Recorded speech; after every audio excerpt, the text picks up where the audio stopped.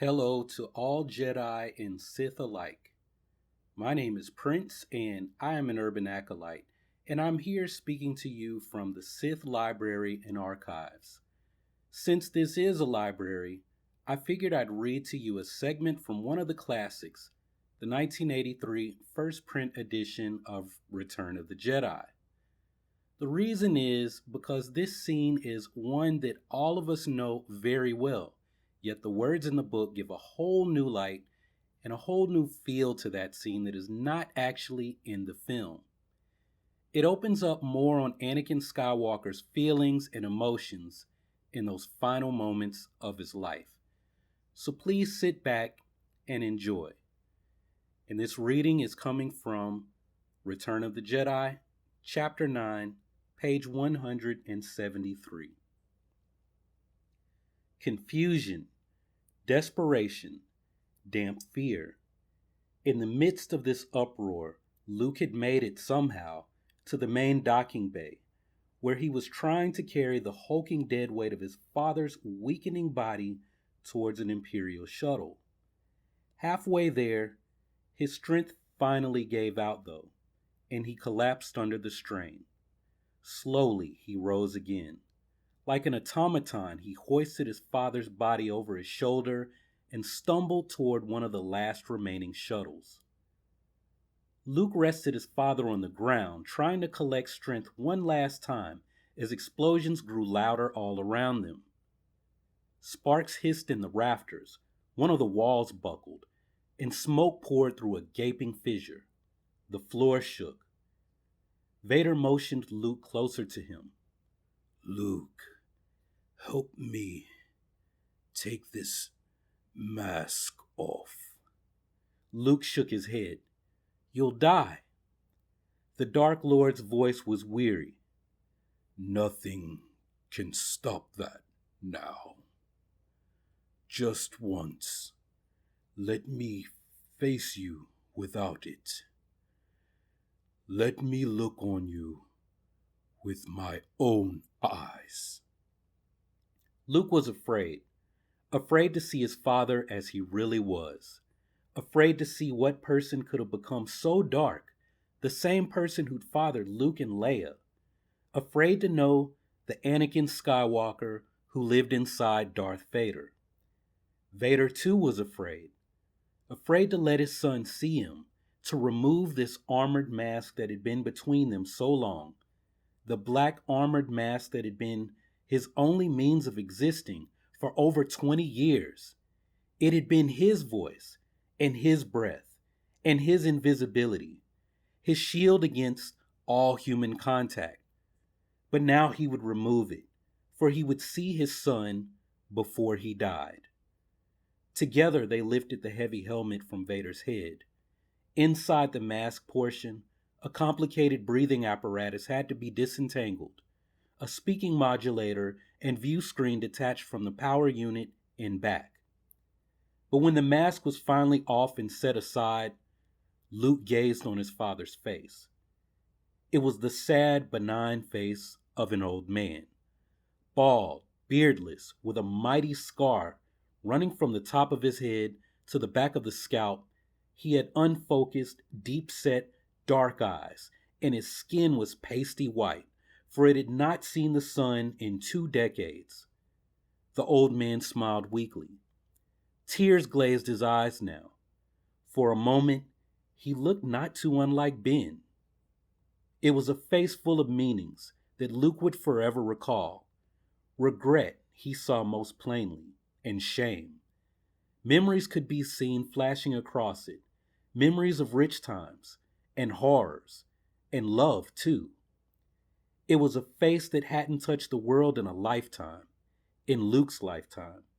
He saw the wizened nostrils twitch as they tested a first tentative smell. He saw that the head tilt imperceptibly to listen, for the first time without electronic auditory amplification. Luke felt a pang of remorse that the only sounds now to be heard were those of explosions, the only smells, the pungent sting of electrical fires. Still, it was a touch, palpable, unfiltered.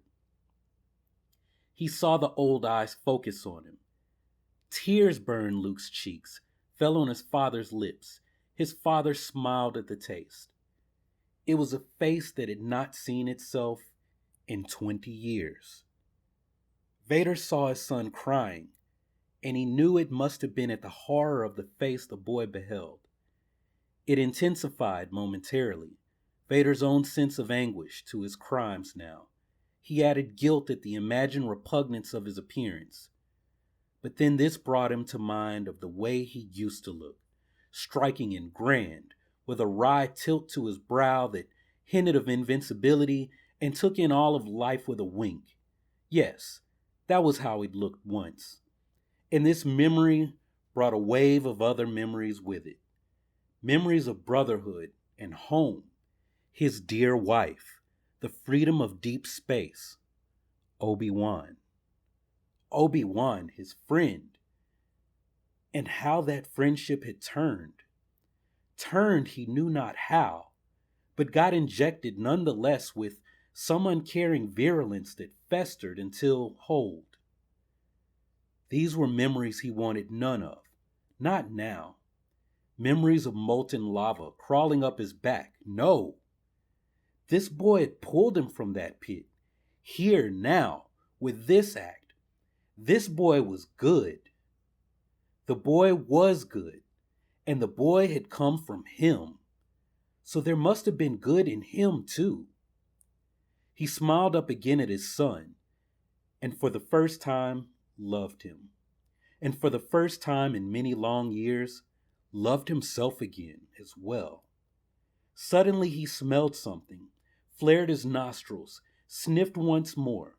Wildflowers, that's what it was, just blooming. It must be spring. And there was thunder. He cocked his head, strained his ears. Yes, spring thunder for a spring rain, to make the flowers bloom. Yes, there. He felt a raindrop on his lips. He licked the delicate droplet. But wait, it isn't sweet water. It was salty. It was a teardrop. He focused on Luke once again and saw his son was crying. Yes, that was it. He was tasting his boy's grief because he looked so horrible. Because he was so horrible. But he wanted to make it all right for Luke. He wanted Luke to know he wasn't really ugly like this, not deep inside, not altogether.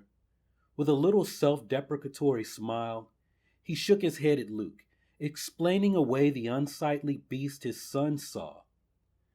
Luminous beings are we, Luke. Not this crude matter. Luke shook his head too, to tell his father it was all right, to dismiss the old man's shame, to tell him nothing mattered now, and everything, but he couldn't talk.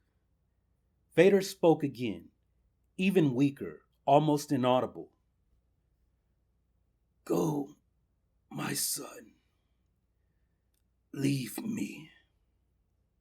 At that, Luke found his voice. No, you're coming with me. I'll not leave you here. I've got to save you. You already have, Luke, he whispered. He wished briefly he'd met Yoda, to thank the old Jedi for the training he'd given Luke. But perhaps he'd be with Yoda soon, now in the ethereal oneness of the Force, and with Obi-Wan. Father, I won't leave you, Luke protested. Explosions jarred the docking bay in earnest, crumbling one entire wall, splitting the ceiling.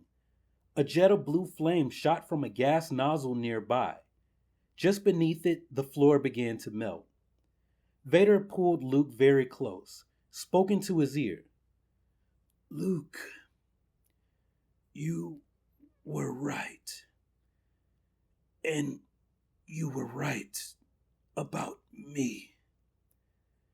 Tell your sister you were right. With that, he closed his eyes, and Darth Vader, Anakin Skywalker, died. So, what did you think about this version? Did it make you think about the movie in a different way? Please leave your thoughts down in the comment section below, and make sure to leave a like to this video if you enjoyed this reading. And make sure to subscribe to this channel so that you can receive more of these kinds of videos as they come out. Also, if you want to hear the latest Star Wars news and commentary on the newest fan speculations, make sure to check out the link below to visit my channel. Well, that's all for now. So y'all keep on breathing, and may the Force be with you. Always.